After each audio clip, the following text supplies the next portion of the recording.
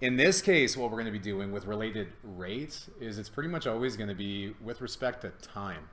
So as time is changing, how are these other things changing, right? How are those rates changing as the clock keeps ticking, right? So we're pretty much always going to be differentiating with respect to time. And if you remember how we show that, that's dx dt, if that was the derivative of x with respect to time. And these d's, like it is the derivative, but you can almost think of these d's as being very similar to like change in x over change in time, right? It's a similar idea. All right. So in this example, it says find the derivative of x plus y squared is equal to 15 with respect to time. Okay, so this is a little bit different than before because we were doing it where we were doing these implicit differentiation questions with respect to x, right? So now we're doing it with respect to t, right? So we're going to have to chain rule this thing for both. We're going to have to chain rule this thing for x and for y. Okay, so let's do the first one. So the derivative of x would be, well, what would that be? The derivative of x is just 1, right? But then what do you have to tag onto that as well? X prime.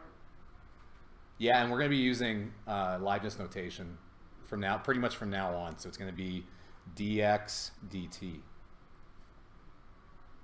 You guys kind of follow me on that one? So I'm just... derivative of x? Yeah, so really what happened here is we just took the derivative of x, right? And are you okay with saying the derivative is usually 1, right? The derivative of x is just, we just end up being 1 there. We've done a lot of that. Okay, so it's 1, but then like if this was, you know, x to the 1, right?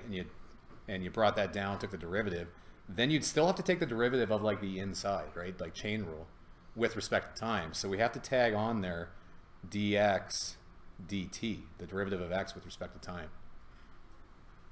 Yeah? So that's the first part there, right? Which is just dx dt. So derivative of x with respect to time is dx dt. Okay? Plus, now the derivative of 2y with respect to time would be 2y, right? Doing like the outside there. And then chain rule, like doing the inside of this now, would be times dy with respect to time, right? dy dt. So I've got two different rates there, right? I've got the rate of my x changing over time as time goes by, and my rate of y changing as time goes by. So that's useful. That's we're going to be able to relate different rates, right? And then that's equal to, and then the derivative of 15, 0. it's just 0, yeah. Okay, so there you go. So find the derivative of with respect to time. So that would be it, right? Like that is kind of the derivative. We can't really do any more than that. But now in B it says find dx dt, right? So find this one when y is 3 and dy dt is equal to 0.5. Okay, so now it's just filling in now, right? So if we know, we just rearrange this, right? dx dt is equal to negative 2y times dy dt. So then dx dt is equal to negative 2 times, and then y was 3, and then dy dt was 0.5. So yeah, so that's going to be equal to negative 3.